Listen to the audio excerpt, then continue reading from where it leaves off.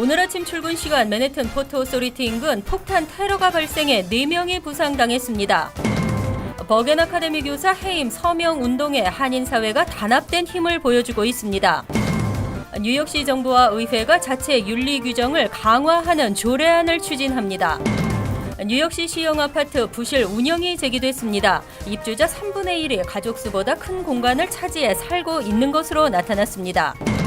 지난 토요일 내린 눈으로 뉴욕과 뉴저지 인근에서는 피해가 속출했습니다. 이상은 이 시각 주요 뉴스입니다.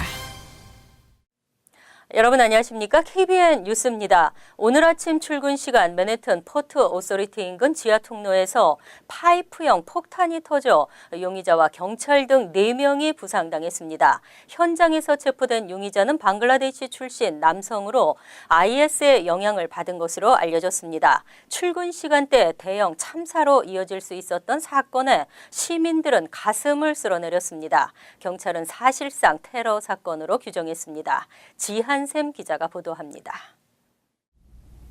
오늘 오전 7시 20분경 맨해튼 42번가 7에서 8 애비뉴를 연결하는 지하 통로에서 폭탄 테러 사건이 발생해 용의자 등 4명이 다쳤습니다. 이 통로는 버스터미널 포트 오소리티와 타임스퀘어를 걸어서 이동할 수 있는 지하 터널입니다. 경찰은 용의자가 몸에 장착한 파이프형 폭탄이 터졌다고 밝혔습니다. 다만 폭탄을 터뜨린 것인지 폭탄이 저절로 터진 것인지는 확인되지 않고 있습니다. 폭발로 용의자를 포함해 총 4명이 다쳤지만 모두 생명에는 지장이 없으며 부상자 가운데는 경찰관 1명도 포함된 것으로 알려졌습니다. 현장에서는 폭발에 놀란 시민들이 긴급 대피하는 소동이 벌어졌으며 경찰도 만일의 사태에 대비해 포트 오소리티 부근에 대한 접근을 차단하고 시민들을 대피시켰습니다. 용의자는 뉴욕 브루클린에 거주하는 27세 남성 아카에두 울라로 7년 전에 방글라데시에서 입국한 것으로 알려졌습니다. 경찰은 그가 순위파 극단주의 무장 세력 IS와 직접 연관은 없지만 IS의 영향을 받은 것으로 파악하고 있는 보도입니다. 경찰은 이번 사건을 테러 관련 사건이라고 규정했고 빌 드블라지오 뉴욕시장도 테러 기도라고 밝혔습니다. KBN 뉴스 지한샘입니다. 버겐 아카데미 교사 해임 서명 운동에 한인 사회가 동참했습니다. 1시간 만에 150여 명이 서명하면서 한인 사회 단합된 목소리를 확인했습니다. 지한샘 기자입니다. 지난 금요일 뉴저지 리치필드 H마트 매장 앞에서 버겐 아카데미 교사의 인종차별 발언에 항의하는 서명 운동이 펼쳐졌습니다. 서명 운동은 최근 버겐 아카데미 학교장에게 항의 사안을 보냈던 브라이언 정군 등 10명의 한인 학생들과 박은임 뉴저지 한인 회장이 동참해 1시간 만에 한인 150여 명의 서명을 받아내며 이번 인종차별 사태를 알리고 동포사회의 관심을 이끌어냈습니다.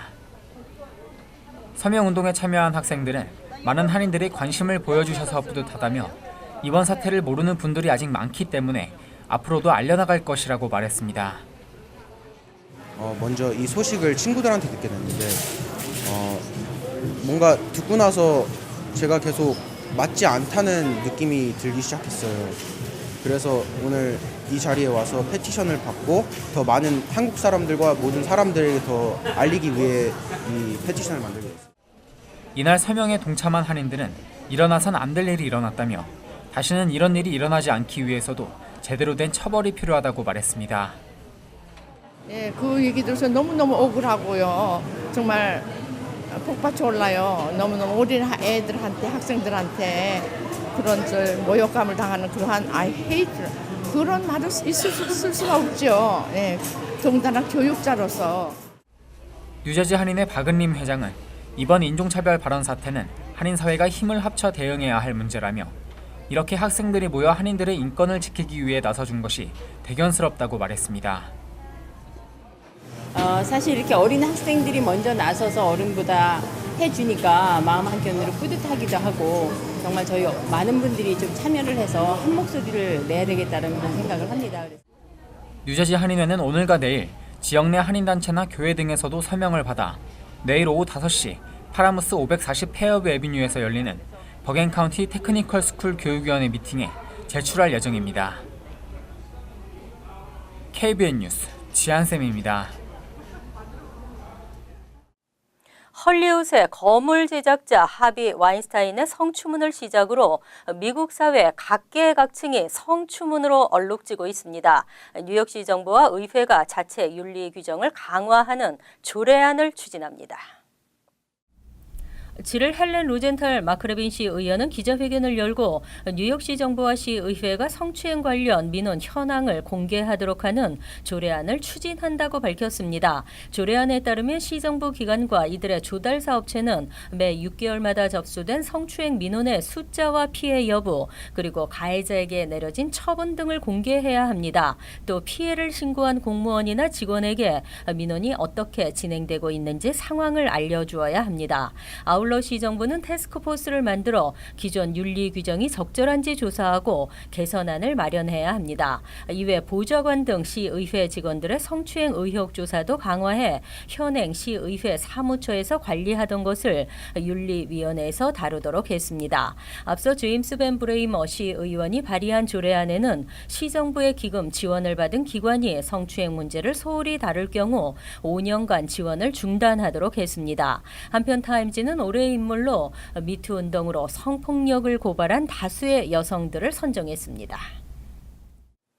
뉴욕시 시형 아파트를 기다리는 사람이 25만 가구, 10년에서 12년을 기다리는 경우도 있습니다. 그럼에도 3가구 중 1가구는 가족 수보다 큰 공간을 차지해 살고 있는 것으로 나타났습니다.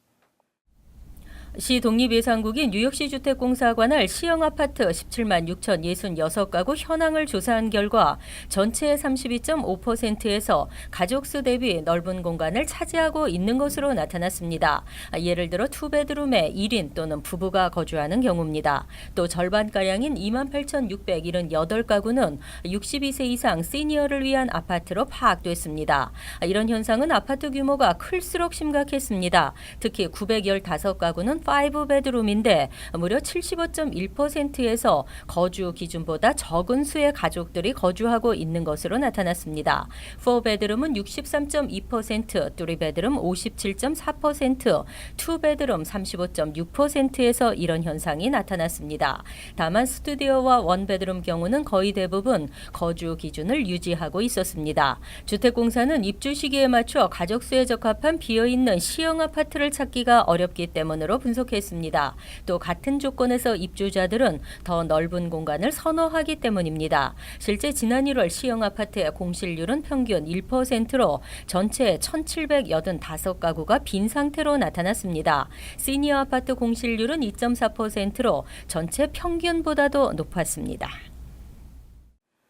지난주 금요일 뉴욕 인근에서 대형 화물열차 탈선 사고가 있었습니다. 출근길 고생 많으셨는데요. 일요일인 10일부터 사고 수습이 마무리되면서 열차 운행이 재개됐습니다. 3일간 운행이 중단됐던 뉴욕 펜스테이션에서 크랜포드 구간과 레리탄에서 하이브리지 구간의 열차 운행이 10일 오전부터 재개됐습니다. 뉴저지 트랜짓에 따르면 화물열차 탈선 사고 수습이 거의 마무리되면서 열차 운행을 재개시켰습니다. 하지만 사고 구간을 지날 때에는 속도를 줄여야 하기 때문에 양방향 노선의 열차 운행이 15분간 지연되기도 했습니다. 또 플레인필드에서 오전 8시 32분에 출발하는 5902호 열차 운행이 취소되면서 승객들은 혼잡을 빚었습니다. 지난 8일 오후 뉴욕 펜스테이션에서 한 정거장 떨어진 유니언 스테이션 인근에서 대형 화물열차 100량 중 20량가량이 탈선하는 사고가 발생했습니다. 다행히 사상자는 발생하지 않았으며 당국은 사고 후 이들 구간에 셔틀버스를 긴급 투입시켰습니다. 하지만 뉴저지 트랜짓 열차 운행이 지연 또는 취소되면서 퇴근길 열차 이용자들의 불편이 컸습니다. 정확한 사고 원인은 아직 공개되지 않고 있습니다. 한인 10명 중 6명이 영어 미숙으로 나타난 가운데 이번에는 뉴저지의 팰리세이드 파크 타운이 집에서 영어를 사용하지 않는 타운 3위로 조사됐습니다. 7일 연방센서스국이 공개한 아메리칸 지역사회 조사에 따르면 뉴저지주 집에서 영어를 사용하지 않는 타운 1위는 허드슨 카운티 유니언시티로 나타났습니다. 허드슨 카운티 유니언시티는 집에서 모국어 사용 비율이 86.3%에 달했습니다. 다음은 허드슨 카운티의 웨스트 뉴욕으로 모국어 사용 비율이 83.6%였으며 이어 버겐 카운티의 펠팍이 80.9%로 3위에 랭크됐습니다. 이 밖에도 허드슨 카운티 구텐버그는 80.6%가 영어를 사용하지 않는다고 답했으며 허드슨 카운티 이스트 뉴악은 80.2%, 미들섹스 카운티 퍼스 앤 보이가 80%, 허드슨 카운티 놀스버겐 79.9%, 유니언 카운티 엘리자베스 74.9%, 퍼세이 카운티 퍼세이 74.4%, 허드슨 카운티 해리슨 73.9% 등의 순이었습니다. 한편 뉴저지주 내 21개 카운티 중 집에서 영어를 사용하지 않는 주민이 많은 곳은 허드슨 카운티가 1위, 다음 퍼세이 카운티, 유니온 카운티, 미들섹스 카운티 등의 순이었습니다. 버겐 카운티는 집에서 영어를 사용하지 않는 주민이 39.5%로 집계됐습니다. 사회초년생 학자금 빚더미 부담이 사라질 전망입니다. 아이빌리그 명문 브라운대가 전면 무상교육을 실시합니다. 브라운대는 2018에서 19 학년도부터 재정보조 내역서에 학자금 융자를 장학금으로 전환한다고 발표했습니다. 장학금으로의 전환은 연소득 6만 달러 이상으로 그동안 니드 블라인드 제도의 혜택을 받지 못하는 중산층 가정 출신 학생들도 모두 포함했습니다. 크리스티나 팩스턴 총장은 브라운 프라미스로 명명된 학자금 융자 없애기 캠페인을 통해 3천만 달러의 기금을 마련했다고 밝혔습니다. 이에 따라 학생들은 졸업 후 학자금 융자 상환의 부담에서 벗어날 수 있게 됐습니다. 2003년 도입된 니드 블라인드는 브라운 프라미스 캠페인을 통해 가족 연소득이 6만 달러 이하인 학생들에게 스칼라쉽과 그랜트로 학비를 지원하고 있습니다. 여기에 중산층 학생들까지 포함시키면서 우수한 학생들이 다른 대학으로 가는 것을 막았습니다. 팩선 총장은 중산층 학생들도 학비 부담 없이 브라운대에서 자신의 열정을 찾아 수학할 수 있게 됐다고 강조했습니다. 대학 측에 따르면 지난 9월부터 약 3개월간 진행된 브라운 프라미스 캠페인엔 총 2,087명의 동문과 재학생, 학부모들이 참여했습니다. 대학 측은 앞으로 총 1억 2천만 달러의 기금을 마련하겠다는 계획입니다. 지난 토요일 하루 종일 눈이 내리면서 눈 피해가 잇따랐는데요. 뉴욕과 뉴저지 인근에서는 교통사고 사망자가 발생하고 부상자가 속출했습니다. 9일 하루 동안 롱아일랜드 서포 카운티에서는 7인치의 적설량을 기록했습니다. 뉴욕 블러싱은 4.6인치, 뉴저지 포트리는 5.5인치의 눈이 순식간에 쌓이면서 거리와 도로를 덮어 각종 사고로 이어졌습니다. 뉴욕 롱아일랜드 베스페이지에서는 이날 오후 5시 7분쯤 66세 여성이 길을 건너던 중 눈길에 미끄러진 차량에 치여 사망했습니다. 뉴저지에서도 이날 루트 49 도로에서 다찌 승용차가 눈길에 미끄러지면서 포드 승용차와 충돌해 3명이 부상했습니다. 하루 동안 뉴저지에서는 303건의 교통사고가 발생했습니다. 뉴욕 뉴저지 항만청은 이날 모든 교량과 브릿지의 제한 속도를 25마일로 일제히 낮추고 운전자들의 주의를 당부했습니다. 뉴욕시 위생국은 이날 700개의 염화칼슘과 1250대의 제설 차량을 가동해 제설 작업에 나섰습니다. 정전 피해도 잇따랐습니다. 퀸즈 등 5개 보로에서 800여 가구가 정전됐고 전력 복구 작업이 늦어지면서 피해 주민들은 9일 오전이 돼서야 전기를 다시 사용할 수 있었습니다. 존 F 케네디 라과디아 공항, 뉴아크 국제공항 등을 포함해 전국적으로 2,300여 편의 항공기 이착륙이 취소됐습니다. 한인사회에서도 연말 모임을 포함한 각종 행사들이 취소됐습니다. 하지만 이번 주 추운 날씨 속에 한 차례 더 눈이 내릴 전망입니다.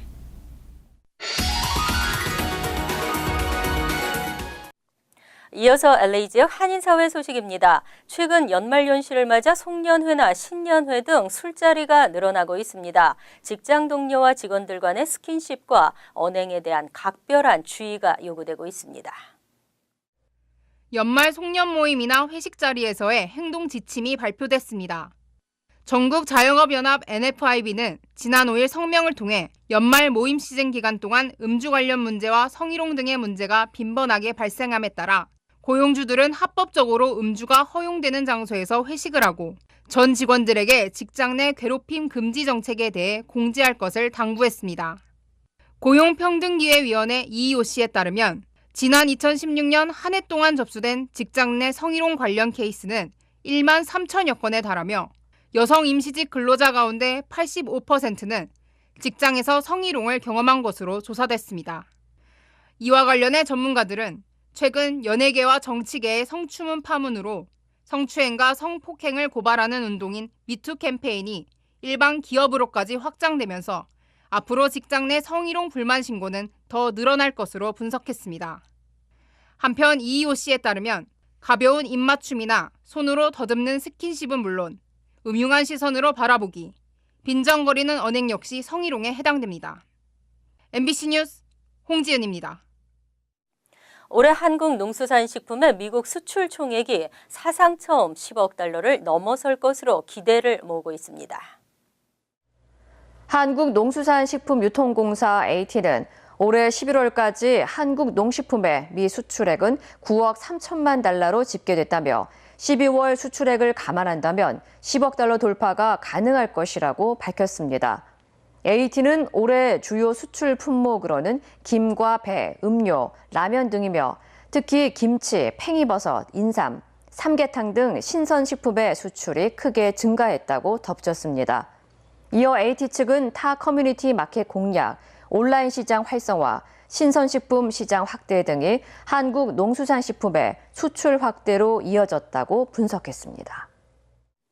간추린 소식입니다. 8일 한국 외교부는 신임주 뉴욕 총영사의 박효성 전 주 루마니아 대사를 공식 임명한다고 발표했습니다.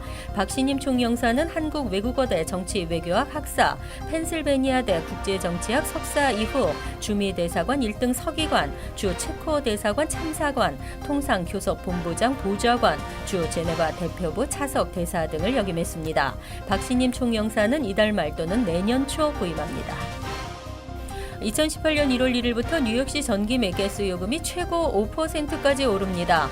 콘 에디슨사는 3년에 걸친 단계적 요금 인상안에 따라 1차로 전기료와 가스 요금을 각각 2.3%와 1.6%씩 올린 바 있습니다.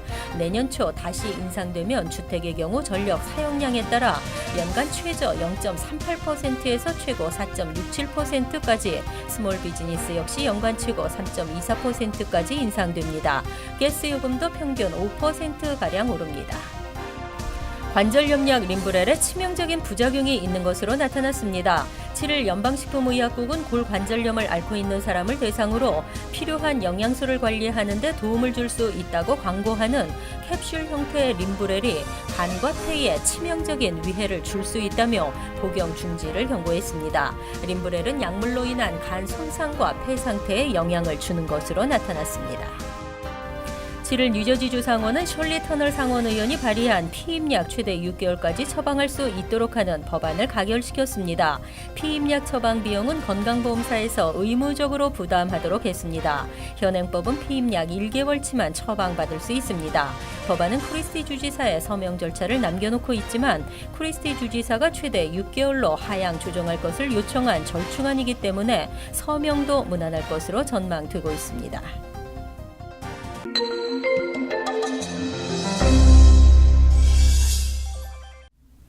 뉴욕 총영사관은 지난 7일 재외동포 재단이 주최하는 제19회 재외동포 문학상 시상식을 개최했습니다.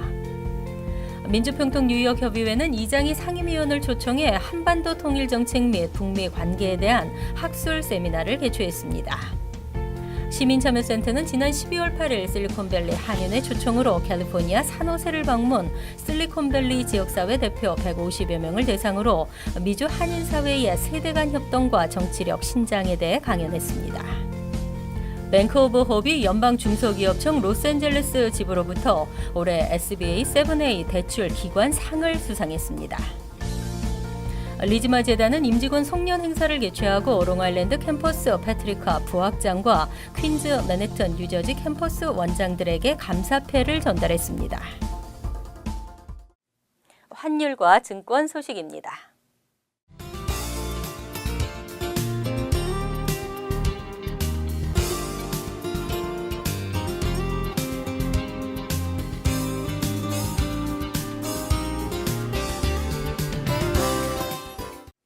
이어서 날씨입니다. 화요일은 흐리고 춥겠으며 오전 중 한 차례 소나기가 내리겠습니다. 낮 최고 기온은 48도, 섭씨 9도, 밤 최저 기온은 24도, 섭씨 영하 4도로 예상됩니다. 수요일은 간간히 흐리는 날씨에 바람까지 불어 더 춥게 느껴지겠습니다. 목요일은 대체로 맑은 날씨지만 강추위가 이어지겠습니다. 이상으로 KBN 뉴스를 마칩니다. KBN과 함께 편안한 하루 되시기 바랍니다.